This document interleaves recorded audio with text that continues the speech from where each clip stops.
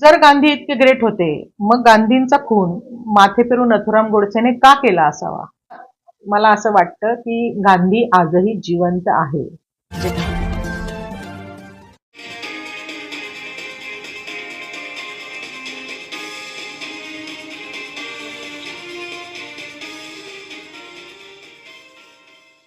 जय भारत. जागृती news चॅनलच्या ज्ञानशैली या प्रबोधन सदरामध्ये मी ॲडव्होकेट शैलजा मोळक आपलं सर्वांचं पुन्हा एकदा स्वागत करते. काही महिन्यांच्या प्रदीर्घ कालावधीनंतर आपण भेटत आहोत आणि या मधल्या काळामध्ये जागृती न्यूज चॅनल हे किती लोकप्रिय झालं होतं हे माझ्या लक्षात आलं आणि बऱ्याच जणांचे फोन आले की का थांबलात मॅडम आणि तुम्ही बोलत राहा किंवा काही अनेक नवीन माहिती आपल्याला या माध्यमातून मिळते. तर त्याच्यामुळं आता इथून पुढच्या काळामध्ये आपण पुन्हा भेटणार आहोत. जर कोणी आजपर्यंत जागृती न्यूज चॅनल सबस्क्राईब केलं नसेल तर ते जरूर करा आणि आपण दर आठवड्याला नवीन विषय घेऊन पुन्हा भेटूयात. आज 30 जानेवारी महात्मा गांधींचं पुण्यतिथी स्मृती दिन. तर त्या निमित्तानं मला असं वाटलं की आपण आज गांधी या विषयावरच आपल्याशी सुसंवाद साधूयात. आपल्याला सगळ्यांना माहिती आहे की महात्मा गांधी भारताच्या स्वातंत्र्य संग्रामाच्या इतिहासातील एक प्रमुख नेते होते. ते बॅरिस्टर होते, तत्वज्ञ होते, पत्रकार होते, संपादक होते आणि अहिंसावादी आणि वैश्विक असा नेता अशी त्यांना समाज मान्यता मिळालेली होती आणि त्यांना महात्मा ही पदवी मुळात दक्षिण आफ्रिकेत असतानाच मिळाली होती. स्वातंत्र्य संग्रामात जर आपण पाहिलं तर महिलांना पहिल्यांदा आंदोलनात सहभागी करून घेणारा, आंदोलनाचं धाडस त्यांच्यात निर्माण करणारा आणि महिलांना रस्त्यावर आणणारा हा एकमेव नेता आहे. आणि ह्या नेत्याला आज आपण महिला सुद्धा विसरत चाललोय का असा प्रश्न मला पडतो. वास्तविक जर आपण बघितलं तर देशाच्या स्वातंत्र्यासाठी अहिंसा आणि सत्याग्रहाचं सूत्र गांधीजींनी मांडलेलं आहे. अर्थात ते अनेकांना पटलं, अनेकांना पटलं नाही. त्यांच्याबद्दल अनेक गैरसमज आज समाजामध्ये आहेत, पसरवले गेलेले आहेत आणि आपण काही बाबी वाचत नाही किंवा ऐकत नाही, त्यामुळे आपल्याला अनेक गोष्टींबद्दल आपण अनभिज्ञ राहतो.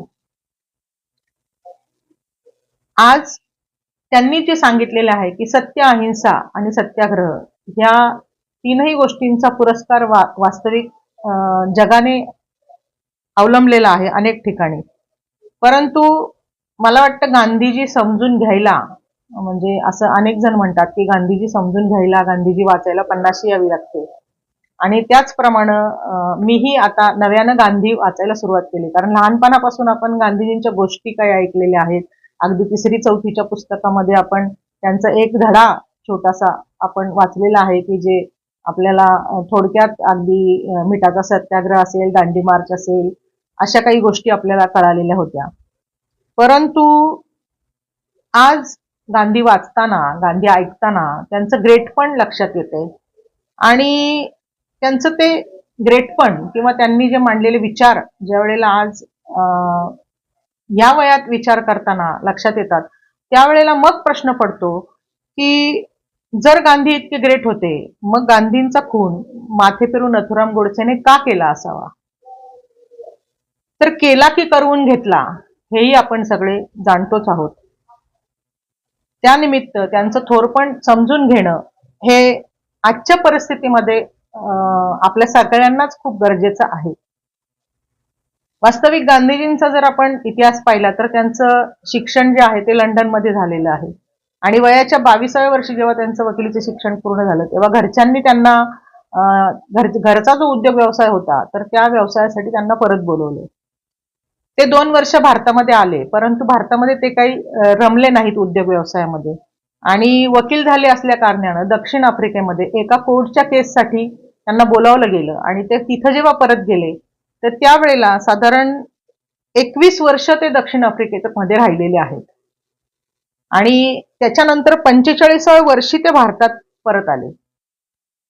आणि आल्यानंतर त्यांनी मग भारताची परिस्थिती पाहिली की स्वातंत्र्य मिळायचं होतं आणि ब्रिटिश सरकारचे जे काही आपल्याकडं राज्य चालू होतं आणि त्यामुळे जे अन्याय अत्याचार होत होते शेतकऱ्यावर किंवा अनेक गोष्टी मजूर अस्पृश्यता अशा अनेक विषयांवर त्यांनी ग्रासरूटला काम सुरू केलं. वास्तविक आल्याबरोबर ते कोणत्याच पक्षात नव्हते, परंतु काँग्रेसची जी विचार होते किंवा ध्येय धोरणं होती ते ती त्यांना पटत होती आणि त्यामुळे ते काँग्रेसशी निगडीत होते. कालांतराने ते काँग्रेसमध्ये प्रवेश करते झाले. परंतु म्हणजे त्यांनी इथं भारतामध्ये आल्यानंतर गरिबी निर्मूलन, आर्थिक स्वावलंबन, स्त्रियांना समान हक्क मिळायला पाहिजे, सर्व धर्म समभाव, अस्पृश्यता निवारण, स्वातंत्र्यासाठी देशभरात एक चळवळ सुरू केली आणि मग लोकांमध्ये जाण्यासाठी किंवा लोकांमध्ये एक स्थान निर्माण करण्यासाठी म्हणा, तर त्यांनी बॅरिस्टर असताना सुद्धा त्यांचे जे राहणीमान आहे की सुटाबुटातले कपडे त्यांनी काढून टाकले आणि स्वतः कातलेल्या सुताचे धोतर आणि शाल असा त्यांचा पेहराव त्यांनी त्याच्यानंतर केलेला आहे आणि ते पूर्ण शुद्ध शाकाहारी होते. शाकाहार आणि आत्मशुद्धीसाठी चळवळीसाठी त्यांनी उपवास अशाही गोष्टी सुरू केल्या आणि जनमानसामध्ये ह्या सगळ्या गोष्टींमुळं ते सामान्यात मिसळत असल्यामुळं ती त्यांची प्रतिमा अधिकाधिक उजळत गेली आणि सगळ्या जाती पंथ धर्मामध्ये ते सहज मिसळू लागले. काही मधल्या काळामध्ये ते मुस्लिमांचे सुद्धा नेते बनले आणि ते मुस्लिमांचे नेते बनले असं दिसल्यानंतर मग प्रस्थापितांचा विरोध त्यांचा किंवा इतर धर्माचा विरोध हा सुरू झालेला दिसतो. पण अस्पृश्यता निवारणासाठी सुद्धा ते तळागाळात काम सुरू करत होते. म्हणजे आपल्याला माहिती आहे की मिठाचा सत्याग्रह, दांडी यात्रा, भारत छोडो आंदोलन अशी अनेक मोठी आंदोलनं त्यांनी जेव्हा केली तेव्हा अनेक दिवस तुरुंगवास त्यांनी भोगलेला आहे. हिंदू मुस्लिम शीख यांच्यात पंजाब आणि बिहारमध्ये जो धार्मिक हिंसाचार सुरू झाला होता की ती वेळ तर अशी होती की एकीकडे भारताला स्वातंत्र्य मिळालेलं होतं आणि स्वातंत्र्याचा उत्सव साजरा होत होता आणि त्याच वेळी ज्या वेळेला वेगवेगळे विभाग झाले आणि माणसं इकडची तिकडं स्थलांतरित झाली तर त्यावेळेला हिंदू मुस्लिम शीख यांच्यामध्ये पंजाब आणि बिहारमध्ये एक धार्मिक संघर्ष किंवा हिंसाचार सुरू झालेला होता आणि गांधीजी तेव्हा ज्या वेळेला भारतात स्वातंत्र्य मिळालं तेव्हा स्वातंत्र्याच्या उत्साहात जल्लोषात सहभागी न होता म्हणजे ते बिहारमध्ये वास्तव्याला राहिले आणि त्या भागात राहून हिंसाचार थांबवण्याचा प्रयत्न ते करत होते आणि त्याच्यानंतर नेहरूंना ते समजल्यानंतर नेहरूंनी त्यांना बोलावून घेतलेलं आहे. अशी पण परिस्थिती आहे. आयुष्यभर त्यांनी अनेक उपोषणं केली आणि त्यात अगदी शेवटचं उपोषण त्यांनी वयाच्या 78व्या वर्षी केलेलं आहे. त्यांनी आयुष्यभर सत्य आणि अहिंसेचा पुरस्कार केला. सर्व धर्मीय प्रार्थनेला त्यांनी महत्व दिलं. सर्व धर्मीय प्रार्थना त्यांनी सुरू केली. विशेष म्हणजे की ते जात धर्म जास्त मानत नसल्यामुळं त्यांनी आंतरजातीय विवाहाला सुद्धा त्यावेळेला प्रोत्साहन दिलेलं आपल्याला दिसतं. इतकंच नव्हे तर त्यांनी म्हणजे जे सजातीय विवाह होतील म्हणजे मित्र कार्यकर्ते नातेवाईक यांच्यामध्ये असं त्यांनी जाहीरपणे सांगितलं होतं की सजातीय विवाहाला माझी उपस्थिती राहणार नाही. जे कोणी आंतरजातीय विवाह करतील तिथं मी आवर्जून लग्नाला उपस्थित राहीन असं सांगणारा एकमेव नेता हा गांधीजी होता. आणि त्यामुळं म्हणजे अशी एक आठवण वाचनात आली माझ्या की डॉक्टर बाबासाहेब आंबेडकरांनी सुद्धा जेव्हा दुसरा विवाह केला तर त्यावेळेला त्यांनी ती आठवण त्यावेळेला गांधीजी हयात नव्हते परंतु बाबासाहेबांनी असं लिहून ठेवलंय की जर आत्ता गांधीजी असते तर त्यांना खूप आनंद झाला असता. तर असे गांधीजी तर त्यांच्यामुळं म्हणजे ते सर्व धर्म समभाव समानता आणि सहिष्णुता सत्य अहिंसेचे पुरस्कर्ते होते. भारतात परतल्यानंतर ते अतिशय लोकप्रिय झाले. ते वैश्विक विचार करत होते. वर्ण वर्चस्ववाद मानत नव्हते. अशा विविध कारणांनी त्यांच्याबद्दल अनेक गैरसमज पसरवायचं काम मात्र समाजामध्ये सुरू झालं. वास्तविक त्यांनी दलित बांधवांसाठी सुद्धा प्रचंड काम केलेलं आहे. त्यांना हरिजन हा शब्द त्यांनी त्यावेळेला दिला आणि त्याच वेळेला म्हणजे सावरकर जेलमध्ये होते आणि ते सतत सुटकेसाठी माफीनामे ब्रिटिश सरकारला देत होते आणि ज्या वेळेला गांधीजींना समजलं की एक तरुण देशासाठी तुरुंगात आहे आणि तो सुटकेसाठी प्रयत्न करत आहे. तर त्याच्या सुटकेसाठी म्हणजे त्यांची फारशी त्यावेळेला ओळख सुद्धा नव्हती आणि त्यावेळेला त्यांच्या सुटकेसाठी नेहरूंना सांगून काँग्रेसकरवी गांधीजींनी प्रयत्न केलेले आहेत. परंतु हे मात्र सोयीस्कररित्या आज सगळेच विसरतात. आणि सुटकेनंतर म्हणजे सावरकरांना एक ब्रिटिशांनी एक शिक्षा म्हणा किंवा त्यांना एक कामाची संधी म्हणून म्हणा की त्यांना एक असं सांगितलं होतं की तुम्ही अस्पृश्यांसाठी किंवा तळागाळातल्या लोकांसाठी काहीतरी काम केलं पाहिजे. तर अशा पद्धतीने म्हणजे सावरकरांनी दलितोद्धारासाठी एकमेव काम केलेलं असं आपल्या वाचनात आहे, इतिहास आहे, त्याचे पुरावे आहेत की रत्नागिरीमध्ये त्यांनी पतित पावन मंदिर बांधलं आणि तिथे एक सहस्त्र भोजनावळी म्हणजे सर्व जाती धर्मांची अशी केलेली आहे. आणि याशिवाय सावरकरांचं कुठलंही काम तळागाळातल्या लोकांसाठी नाहीये, कारण ते उच्चवर्णीयांमध्ये लोकप्रिय होते आणि वर्णवर्चस्ववाद मानत होते आणि त्यामुळं सामान्य आणि बहुजनामध्ये ते लोकप्रिय झाले नाही. परंतु गांधीजींची वाढती लोकप्रियता मात्र त्यांना आणि त्यांच्या अनुयायांना मात्र बोचत होती. ते गांधींचे विरोधक बनले आणि सुटकेसाठी गांधीजींनी जे त्यांच्यासाठी प्रयत्न केले होते ते मात्र ते सोयीस्करपणे विसरले. आज आपण गेल्या काही दिवसात पाहतोय की ज्या रामराज्याची मुहूर्तमेढ ओढवली जाते आहे आणि त्याचा संबंध छत्रपती शिवाजी महाराज असतील, डॉक्टर बाबासाहेब आंबेडकरांचे संविधान असेल किंवा महात्मा गांधींचं अगदी भजन रघुपती राघव राजाराम किंवा त्यांनी उच्चारलेले शेवटचे शब्द हे राम, या अशा यांच्या या घटनांशी जोडण्याचा एक केविलवाणा प्रयत्न आज केला जात आहे. परंतु ह्या सर्वांचाच जर विचार केला, ह्या सर्वांचं जर कार्य बघितलं तर आजचं जे हिंदुत्ववादी रामराज्य आहे तर असं छत्रपती शिवरायांना, डॉक्टर बाबासाहेबांना किंवा महात्मा गांधींना कधीही अपेक्षित नव्हतं. म्हणजे हे मला जाणीवपूर्वक सांगावं असं वाटतं आणि आपण सगळ्यांनी ते लक्षात घेण्याची गरज आहे. पंतप्रधानांनी ज्या वेळेला राम मंदिराचं उद्घाटन केलं तर त्यावेळेला आपण भाषण आपल्यापैकी सगळ्यांनी ते ऐकलं, नक्कीच ऐकलं असणार. तर त्याच्यामध्ये राम किती श्रेष्ठ आहे, राम किती चांगला आहे आणि राम नामाचा पुनरुच्चार त्यांनी 114 वेळा त्यांच्या भाषणामध्ये केलेला आहे आणि राम काय काय आहे हे त्यांनी जोशात सांगितलेलं आहे. परंतु महात्मा गांधी आणि छत्रपती शिवाजी महाराज यांना कोणत्याही एका धर्माचे राज्य अजिबात अपेक्षित नव्हते. म्हणजे गांधीजींची जर प्रार्थना बघितली आपण तर ईश्वर अल्लाह तेरो नाम सबको सन्मती दे भगवान वैष्णव जन तो तेने कहिये पीर पराये जाने रे, अशी त्यांची सर्वधर्मीय प्रार्थना होती आणि त्यांच्या प्रार्थनेसाठी सगळ्या जाती धर्मांचे लोक तिथं हजर असत. म्हणजे लहानपणापासून आपण गमतीने कित्येकदा म्हणजे मजबुरी का नाम महात्मा गांधी असं ऐकलं आणि बोललोही असेल. परंतु गांधीजींबद्दल कित्येक गैरसमज पसरवण्याचा प्रयत्न गेले काही वर्ष सातत्याने केला गेला आहे. अलीकडच्या काळात त्यांना बदनाम करायचा प्रयत्नही केला गेला. परंतु आज जर पाहिलं तर परदेशातही गांधींच्या देशातून येणाऱ्याकडे आदराने पाहिलं जातं.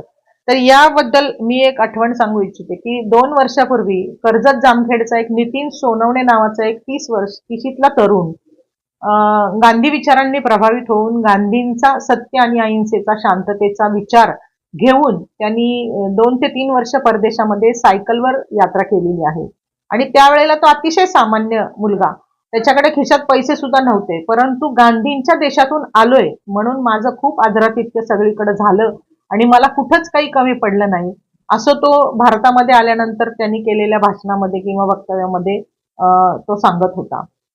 म्हणजे एका सकाळ पेपरला सप्तरंगमध्ये त्याचे 1 वर्षभर ह्या सगळ्या अनुभवांचं एक सदर सुद्धा त्यांनी केलेलं होतं आणि त्याच्यामधून खूप माहिती म्हणजे त्याला गांधींबद्दल परदेशात आलेले अनुभव त्यांनी सगळे मांडलेले होते. म्हणजे आजही म्हणजे म्हटलं तर भारतामध्ये गांधींची चारित्र्यहनन असेल, त्यांची बदनामी असेल, त्यांच्याबद्दलचे गैरसमज असतील, असं सगळं केलंय. पण गांधी असे एकमेव नेते आहेत की जे वैश्विक पातळीवर सर्वमान्य जगन्मान्य आहेत. आता गांधींचा वध केला, खून केला, काही म्हटलं तरी त्यांचा मृत्यू झाला. आणि ते जर बघितलं आपण तर अगदी अलीकडच्या काळात सुद्धा म्हणजे आपण बघितलंय की doctor Narendra Dabholkar, comrade Govind Pansare, doctor Kalburgi, Gauri Lankesh अशा कित्येकांना मारलेलं आपण पाहिलंय. आणि पण आपण म्हणतो की माणूस मरतो विचार मरत नाही, याप्रमाणे मी आज ठामपणे म्हणू शकते की गांधी आजही जिवंत आहे. जगाचा जर अभ्यास केला तर जगामध्ये 1 लाखावर अधिक पुस्तके गांधींवर लिहिलेली आहेत आणि अजूनही लिहिली जात आहेत. जगभर 70 देशात गांधींचे पुतळे आहेत. 150 टपाल तिकीट गांधींची निघालेली आहेत आणि एकूण 600 विद्यापीठांमध्ये गांधीजींचा अभ्यास केला जातो. गांधी अभ्यास केंद्र सातत्यानं आजही सुरू आहेत. आणि पुण्यातही गांधी भवन कोथरूड येथे गांधी दर्शन शिबिरांचे आयोजन गेले 2 वर्ष केले जात आहे. गांधींचा विचार आजही समाजात रुजतो आहे, याची विरोधकांना भीती आहे आणि म्हणूनच गांधींना आजही मारण्याचे प्रयत्न सतत केले जात आहेत. पण गांधी मात्र मरणार नाही. आपण बघितलंय की जे एक नथुराम गोडसेचं नाटक शरद पोंक्षे करतात गेली अनेक वर्ष, आणि मी स्वतः काही वर्षांपूर्वी ते नाटक पुण्यामध्ये पाहिलं होतं. आणि त्यावेळेला सुद्धा म्हणजे त्या नाटकामध्ये म्हणजे मला वाईट वैषम्य असं वाटलं की नाटकामध्ये जेव्हा गांधींचा खून केला जातो त्यावेळेला नाटकाला उपस्थित असलेली पुणेकर मंडळी टाळ्या वाजवतात. हे फार दुर्दैवाची गोष्ट आहे. आणि आजही मग नथुरामाचं उदात्तीकरण करण्याचं काम आणि त्याला शूर, शौर्य, वीर वगैरे वगैरे म्हणण्याचं काम केलं जातंय, हे अत्यंत दुर्दैवाची गोष्ट आहे. नुकतंच आपण पाहिलं की राम मंदिराचं उद्घाटन झालं. हिंदुत्ववादी राष्ट्र निर्मितीची पायाभरणी एकीकडे करण्याचा हा एक प्रयत्न आहे असं आपल्याला दिसतं. 26 जानेवारीला प्रजासत्ताक दिन साजरा करताना संविधानाला 75 वर्ष झाली आणि सार्वभौम, समता, स्वातंत्र्य, बंधुता, समानता या संविधानिक मूल्यांचा पुनरुच्चार आपण केला. परंतु खऱ्या अर्थानं जर लोकशाही आणि संविधान जर वाचवायचं असेल तर आपण सर्वांनी सजगतेने आपला इतिहास समजून घेण्याची गरज आहे. आणि इतिहास जर समजून घेतला तर आपलं वर्तमान चांगलं राहील आणि वर्तमान चांगलं झालं तर आपलं भविष्य उज्ज्वल होईल असं मला वाटतं. आणि लोकशाही जिवंत ठेवणे एक सजग नागरिक म्हणून हे आपलं सगळ्यांचं कर्तव्य आहे. ज्येष्ठ विचारवंत म्हणजे न्यायमूर्ती सत्यरंजन धर्माधिकारी यांच्या एका भाषणात जे मी ऐकलं तर ते मी आपल्याला सांगू इच्छिते की ते असं म्हणतात की आपल्या प्रत्येकाच्या मनात वैश्विक भावना हवी. आपण आपल्या संविधानाचे विश्वस्त आहोत हे असे आपण मानायला हवे. यासाठी महात्मा गांधींचा विचार हा न्याय व्यवस्थेशी आपल्याशी जोडून घ्यावा लागेल. आणि जर गांधींचा विचार आपल्याला गरजेचा वाटत असेल तर तो मान्य करायला हवा. आणि आज जर संविधान वाचवायचे असेल तर गांधी समजून घ्यावा लागेल. त्याचा नुसता अभ्यास करून चालणार नाही, तर गांधींना आपल्या कृतीत, आचारात, विचारात आणावं लागेल. तर छत्रपती शिवाजी महाराज, महात्मा फुले, डॉक्टर बाबासाहेब आंबेडकर यांना आपण सगळ्यांनी जातीनिहाय बहुजनांनी आपलंसं केलं. प्रस्थापितांनी कामापुरता ह्या सगळ्यांचाच उपयोग करून घेतलेला आहे आणि ते घेत आहेत. परंतु गांधी मात्र कायम वैश्विक पातळीवर राहिले. पण आज गांधींचा वाचताना, गांधींचा अभ्यास करताना थोडंफार तर असं एक जाणवतं की शिवशाहू फुले आंबेडकर यांच्याबरोबर जर आपण पुरोगामी चळवळींनी गांधींना जोडून घेतलं असतं कदाचित तर हे चित्र वेगळं असतं. कारण गांधींनी ऍक्च्युली महिलांसाठी काम केलं, गांधींनी हरिजनांसाठी, दलितांसाठी काम केलं, गांधींनी शेतकऱ्यांसाठी काम केलं, गांधींनी मजुरांसाठी काम केलं, कष्टकऱ्यांसाठी, असंघटित कामगारांसाठी काम केलं. परंतु तितकेसे गांधी सगळीकडे रुजले गेले नाहीयेत. आणि त्याच्यामुळे जर ह्या चळवळींनी जोडून घेतलं असतं तर आज समाजात चित्र वेगळं असतं असं मला वाटतं. वास्तविक अजूनही वेळ गेली आहे असं मी म्हणणार नाही, कारण वेळ कधी गेलेली नसते. आपण शेवटी विचार रोज बदलत असतात. वयानुसार, अभ्यासानुसार आपले सगळ्यांचेच विचार बदलत असतात. आणि त्याच्यामुळं आपण आपल्या शाळेतलं जर आठवलं तर म्हणजे 15 ऑगस्ट 26 जानेवारीची म्हणजे प्रभात फेरी मला नेहमी आठवते. आणि त्यावेळेचा एक जे घोषणा होत्या आपल्या, तर 1 रुपया चांदीचा सारा जय गांधीचा. तर का आली असेल मग ही घोषणा? गांधींनी काहीतरी केलंच असणार ना नक्की. त्याच्यामुळे तर ही घोषणा आली. जय जवान जय किसान ही लालबहादूर शास्त्रींसाठीची घोषणा. भारत माता की जय, वंदे मातरम, तुम मुझे खून दो मैं तुम्हें आजादी दूंगा. आणि तो जोश, तो उल्हास, तो उत्साह आता आपला संपलाय का, की संपवला जातोय? याचाही विचार आपण करूयात. गांधी विचारांचा जागर करूयात. गांधी विचारांनीच लोकशाही आणि संविधान वाचू शकते, नाहीतर कशातच राम उरला नाही किंवा हे राम म्हणायची पाळी आपल्या सर्वांवर लवकरच येऊ शकते. विनायक होगाडे या तरुण पत्रकारांनी एक डिअर तुकोबा एक पुस्तक लिहिलेलं आहे आणि त्या पुस्तकामध्ये त्यांनी तुकारामांना आत्ताच्या काळाशी जोडून घेताना किंवा काही काल्पनिक म्हणजे जे महापुरुष तुकोबांना भेटले असते तर काय म्हणाले असते, अशा अर्थाने त्यांनी काही कविता केल्यात आणि यामध्ये म्हणजे तुकोबा आणि गांधींची भेट, तर ही कविता म्हणजे मी आपल्याशी शेअर करून मी थांबते. तर तुकोबा आणि गांधी यांची भेट झाली अशी कल्पना होगाडे करतात आणि त्याच्यामध्ये ते असं म्हणतात, गांधी बाबा आला तुकोबांच्या भेटी, इंद्रायणी काठी भेट झाली. पाण्यात नदीच्या दिसले अभंग, उठले तरंग विवेकाचे. वैष्णव ते जन जाणे परपीडा, अभ्यास तो गाडा जन लोका.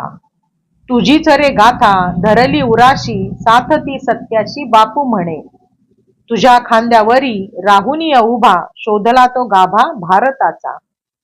तुका म्हणे बापू थोर तुझे कर्म, म्हणजे तुकाराम सुद्धा बापूंचं कौतुक करतायत. तुका म्हणे बापू थोर तुझे कर्म, मरणात मर्म आहे तुझ्या.